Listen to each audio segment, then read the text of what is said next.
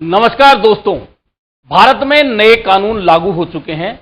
भारतीय न्याय संहिता लागू हो चुकी है और जो पुराने कानून थे, पुरानी धाराएं थी, उनको बहुत सारी धाराओं को मर्ज कर दिया गया है, बहुत सारी धाराएं समाप्त कर दी गई हैं। लेकिन अगर कोई धारा लागू है तो एक धारा लागू है, पुलिस हमारी बाप है। जी हां, भारतीय न्याय संहिता जो लागू हुई है उसमें ऐसी कोई धारा नहीं है जिसमें पुलिस कहे कि पुलिस सबकी बाप है।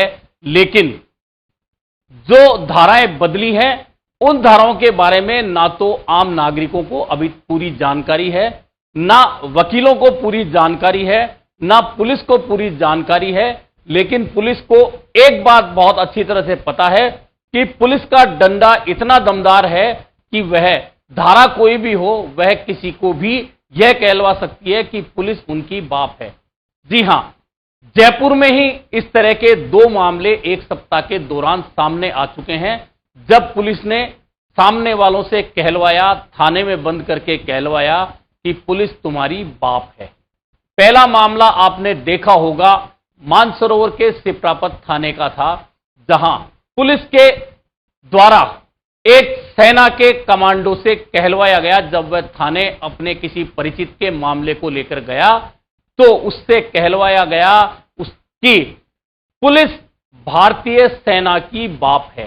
हालांकि उस मामले में राज्य के काबीना मंत्री राज्यवर्धन सिंह राठौड़ थाने पहुंचे थे और उसके बाद बवाल हुआ था। बवाल के बाद 4 पुलिसकर्मियों पर कार्रवाई भी हुई थी। हालांकि उस मामले का एक दूसरा पहलू भी उस समय सामने आया जब ऑडियो प्लेयर सामने आया।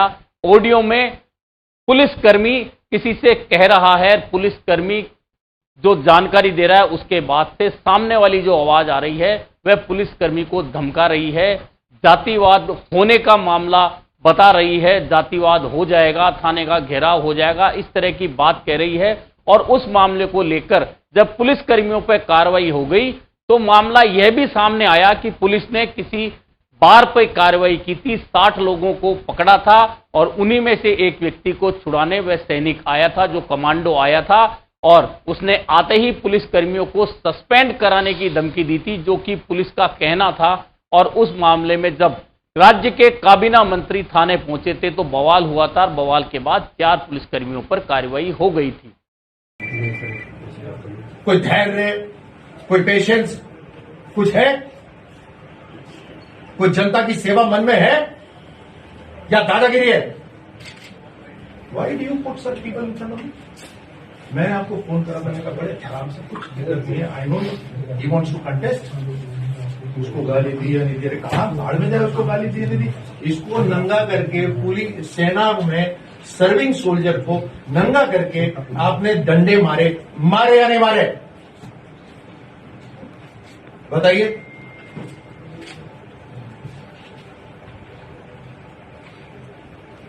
बंदों को बाहर एग्री हो? मारे हैं नहीं मारे? जुबान नहीं खोल रही। सर मैं नहीं, ये चीज सर कंफर्म हो गया, जो बात है उसको मान लिया, ये चीज तो कंफर्म। अब एक नया मामला जयपुर में ही जयपुर कमिश्नरेट के एक थाने चित्रकूट का सामने आया है, जहां राजू ठेहट, जिनका सीकर में मर्डर हुआ था, उनकी गैंग का एक हिस्ट्री शीटर बताया जाता है, जिसे चित्रकूट थाने में पुलिसकर्मियों ने, जो कि सीएसटी के सदस्य थे 8, उन्होंने उस हिस्ट्री शीटर से यह कहलवाया कि पुलिस हमारी बाप है। उसका वीडियो सामने आ गया, मामला सामने आ गया और पुलिस ने कार्रवाई करते हुए 8 पुलिसकर्मियों पर कार्रवाई की, जिनमें 5 पुलिसकर्मियों को लाइन हाजिर कर दिया और 3 को सस्पेंड कर दिया गया। कुल मिलाकर ये 2 मामले हैं। लेकिन बात यह नहीं है कि पुलिस ने किसी हिस्ट्री शीटर से कहलवाया, पुलिस ने थाने में आने वाले किसी कमांडो से कहलवाया, उसके बाद पुलिस पर कार्रवाई होगी। लेकिन पुलिस का रोब एक बार नहीं कई बार देखने को मिलता है और आज का ही एक नया मामला है। अब उस मामले में बात मर्डर की है। मर्डर के मामले में जिसका मर्डर हुआ उसके परिजन और बहुत सारी मॉब जो भीड़ थी वह शास्त्री नगर थाने पर पहुंच गई और वहीं पर विधायक गोपाल शर्मा भी पहुंचे और वहां भी पुलिसिया अंदाज और गोपाल शर्मा जो विधायक हैं उनके बीच में आमने सामने की नोकझोंकी नहीं हुई, बल्कि धक्का मुक्की भी हुई। यह कोई 2 या 3 मामले नहीं हैं, पुलिस के ऐसे रवैये बहुत बार देखने को मिलते हैं। दरअसल आज नहीं, चाहे यह भारतीय न्याय संहिता लागू हो गई, चाहे इससे पहले भारतीय दंड संहिता लागू थी, चाहे धारा वह थी, चाहे धारा नई आ चुकी हैं, कुछ मर्ज हो चुकी हैं, लेकिन पुलिस का काम करने का अंदाज ना कभी पहले बदला था, ना कभी आज बदला हुआ नजर आ रहा है, ना कभी आगे बदलेगा। दरअसल पुलिस का जो रवैया है वह आम जनता को लेकर कभी भी दोस्ताना नहीं रहा है। हालांकि पहले देखा जाता था, जब पुलिस को देखकर आम जनता में एक डर होता था, अगर एक कांस्टेबल सड़क पर निकलता था तो पुलिस से डरकर चोर, बदमाश या जो भी गलती करने वाले थे वे भाग खड़े होते थे। लेकिन आज पुलिस के सामने जनता खड़ी हो जाती है, 1 या 2 व्यक्ति होते हैं वे भी खड़े हो जाते हैं।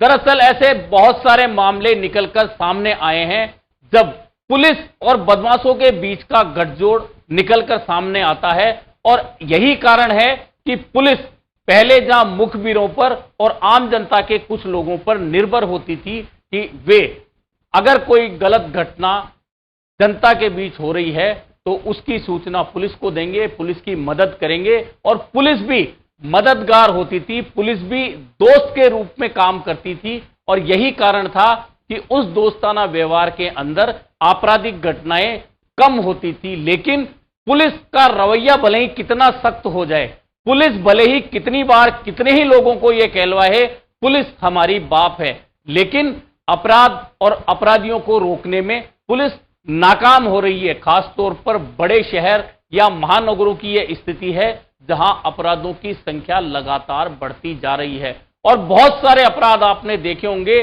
कहीं ना कहीं पुलिस का गठजोड़ आसपास उन अपराधों में किसी पुलिस कर्मियों का साथ नजर आता है, और यही कारण है कि अपराधों पर अंकुश नहीं हो पाता।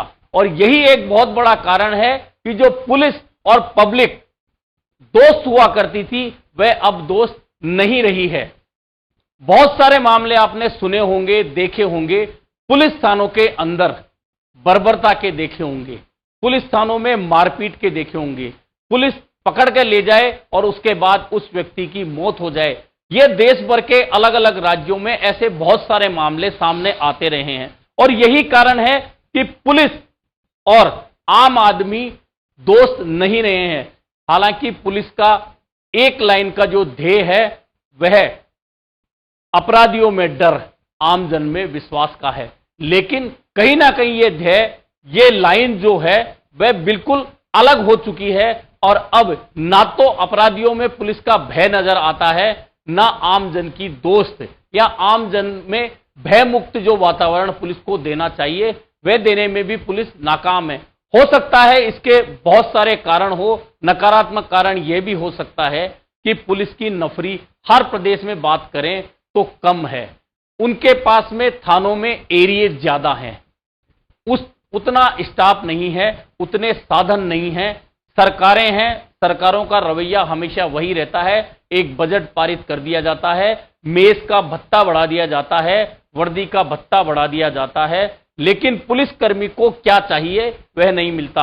आपको याद होगा कि पुलिसकर्मियों की छुट्टी को लेकर कई बार चर्चाएं तो चली, छुट्टियां शुरू होने की बात भी हुई, लेकिन यह ऐसा लागू नहीं हो पाया, और पुलिस के ऊपर इस तरह का दबाव लगातार बनता रहा है। खैर, फिलहाल अभी बात है कि पुलिस हमारी बाप है। ऐसी 2 घटनाएं जयपुर में, जहां राजधानी है और राजधानी में पूरा शासन तंत्र प्रशासन सब कुछ बैठता है, वहां 2 घटनाएं हो गई। 2 घटनाओं में पुलिस कर्मियों पर कार्रवाई भी हो गई, लेकिन पुलिस का इस तरह का रवैया क्या पुलिस के प्रति लोगों का विश्वास बढ़ाएगा?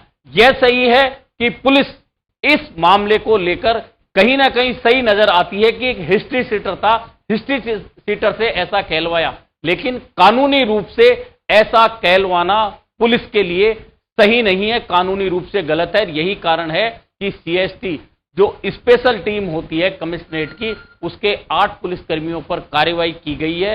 उससे पहले सिप्रापत थाने में जब मंत्री पहुंच गए थे, मंत्री की नोकझोंक हुई थी, उस मामले में मंत्री पे भले ही बाद में जातिवाद के आरोप लगे, राजस्थान सरकार पर जातिवाद के आरोप लगे, क्योंकि सिप्रापत थाने में जिन पुलिसकर्मियों पर कार्रवाई हुई वे एक ही जाति के थे और जिस मामले को लेकर मंत्री थाने में पहुंचे थे वे मंत्री के स्वजातीय थे। यही कारण था कि जातिवाद का आरोप लगा, लेकिन कहीं ना कहीं पुलिसकर्मियों के बीच में और अपराधियों के बीच में गठजोड़ के अलावा आमजन में पुलिस कर्मियों के प्रति जो विश्वास कम हुआ है, असल चिंता का विषय वह है। भले ही भारतीय दंड संहिता समाप्त हो जाए, भारतीय न्याय संहिता शुरू हो जाए, लेकिन अगर कानून का पालन कराने वाली पुलिस कानून का रास्ता छोड़कर डंडा या अपना रवैया जो है वही अपनाती रहेगी तो शायद ही अपराधियों पर काबू हो और आमजन में पुलिस का विश्वास फिर से कायम हो पाए। आज के लिए इतना ही, फिर मिलेंगे नए मुद्दे पर चर्चा के साथ।